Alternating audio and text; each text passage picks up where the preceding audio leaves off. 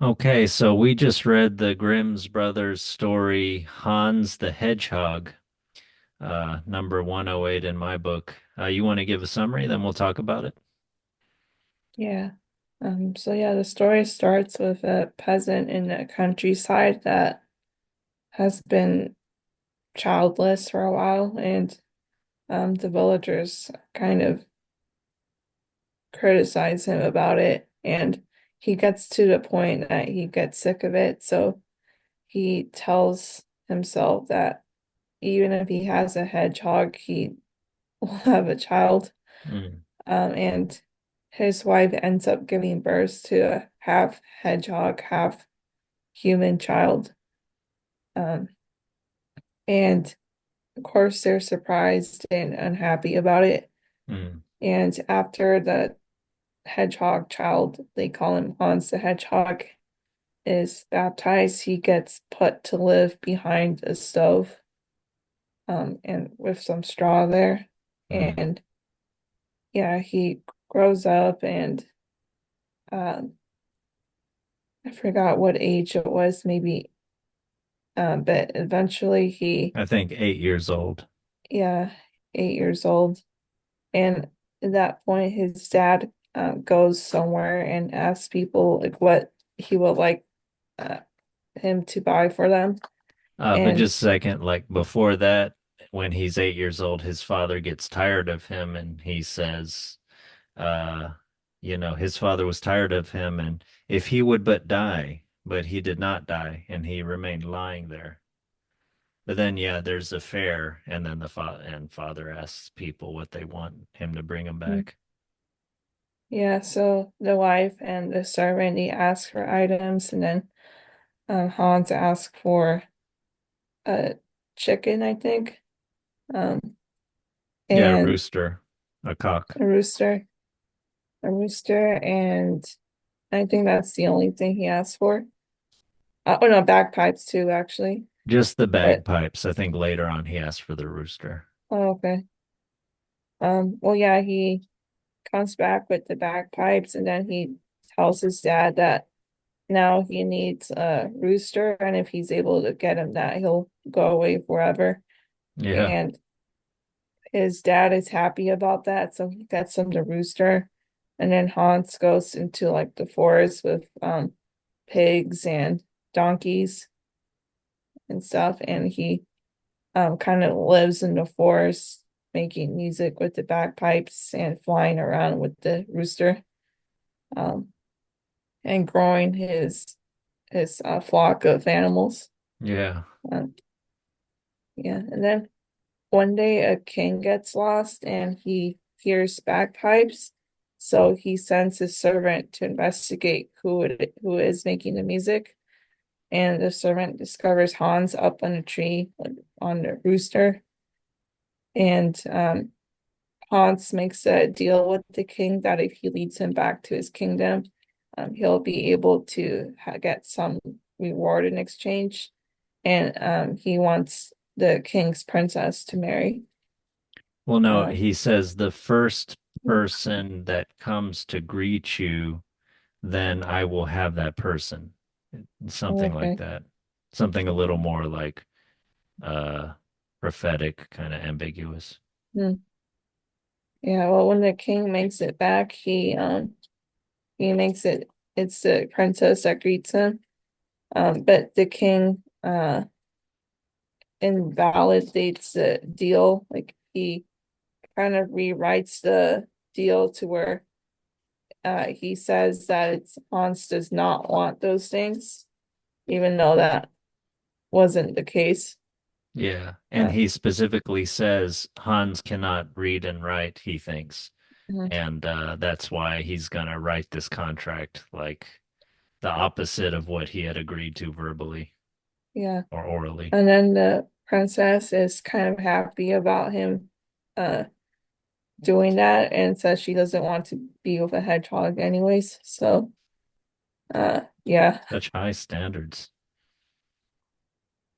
Yeah, so he yeah, so Hans yeah, kind of goes back, is still in the forest, and he finds another lost king, and this king also wants his help getting back to his kingdom, and they make a promise, and um the king agrees to it, and his daughter, the princess, also greets him. As the first person to greet him when he's back. But he tells his daughter that like he had agreed to give her away for to Hans, and the daughter is accepting of that. And um, yeah, and they actually like honor the deal compared to the previous king. Um,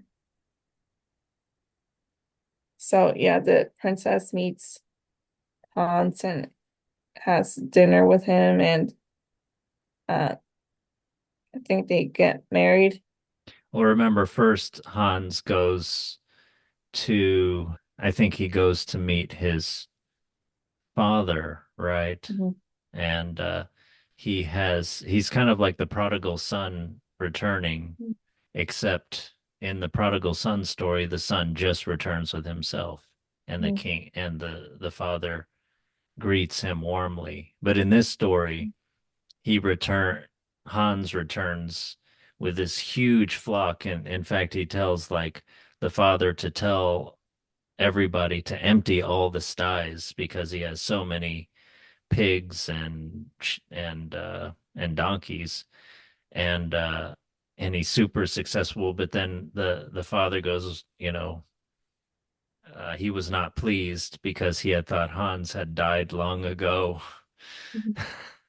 And then, but anyway, he comes back, and again, there's the cockshod kind of thing. We didn't mention that the first time, but he again says, like, okay, father, like, just go to the forge and get like a horseshoe, I guess, and get the cockshod, get the rooster, have little rooster shoes or whatever put on it, and then I'll leave. And he does. And then he goes, remember, do you want to tell about how he goes to the first dishonest king, the king without integrity? Oh yeah, so he goes with his flock and everything, and the king kind of puts a bounty for him to be killed if he even goes near the palace. Yeah, the Um, story says like he instructs everybody to stab him. yeah, so he flies with the rooster up to like a window and Yeah, threatens the king, and tells him that if he doesn't give his daughter, like he'll kill them both. yeah, Um, so yeah, the king finally makes the daughter marry him and go away with him. Um, but yeah, on along the way, like Hans makes the daughter like take her clothes off, and he pricks her with his spines and kind of sends her back humiliated to the kingdom. yeah, and Uh, and she'll be forever humiliated or something like mhm, that. It like brands her for life. But also, mhm, it's interesting that the king had provided them with like 6 horses and servants and this beautiful carriage and everything. And then Hans had sat next to her with his 2 trusty companions, right? The things that are always around him, which are sort of like magical kinds of symbols, which is the bagpipes and the cock. But yeah, that's and so after that he meets the second king and helps him go back to his kingdom when he's lost. And this king and the princess, they keep um their promise to for her to marry him, like in exchange for Hans having led the king back home. Uh, and he and Hans instructs the king to have some of his servants stand outside their door on their wedding night and start a huge fire. And when they're going to go to sleep, Hans takes off um, his hedgehog spines and instructs the servants to put throw the spines to the fire. They have to, Uh, there's some care they have to do that with too. They have to like grab it, they have to like sneak up on it or something like that. It's as if it it's a delicate process. Like it's not easy to keep the hedgehog part of himself off of himself. mhm. Yeah, once it gets destroyed by the fire, Hans is black with like soot or something from the fire. So the king sends doctors and they wash him and put special salves and ointments on him. And once he's cleaned off, he's revealed to be a full human person again. For the first time. Mhm. Yeah, and then after that, yeah, and then he's anointed and and then after that they have like a proper marriage ceremony, which Mhm. is almost kind of interesting. Like he almost like sleeps with the bride before the proper marriage, but this yeah seems to have to do with his identity. And there's a parallel here with him not being fully accepted before during the christening, like when he was young. Do you remember the rest of it?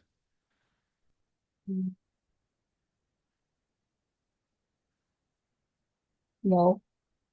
That's almost all of it. But then so then he goes back to his father and he gets him to come and live in with him in the kingdom. Doesn't mention the mother. Uh, and also finally the father rejoices and says, you know, I have well, so when he goes back to the father, like the father says, uh, I've had only one son, but he died long ago, or, you know, he's half hedgehog or something like that. He's gone. But then the son says, no, no, no, it's me. Like this is me in my real form or my acceptable form. And then finally the father rejoices and went with him to his kingdom.